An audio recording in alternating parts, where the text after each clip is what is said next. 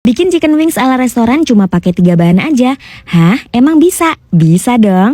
Langkah pertama, siapkan dulu sayap ayam, kemudian marinasi dengan kecap asin, tunggu hingga 2-3 jam. Setelah ayamnya dimarinasi, kemudian goreng. Jangan lupa taburi dulu minyak gorengnya dengan tepung biar tidak meledak-meledak.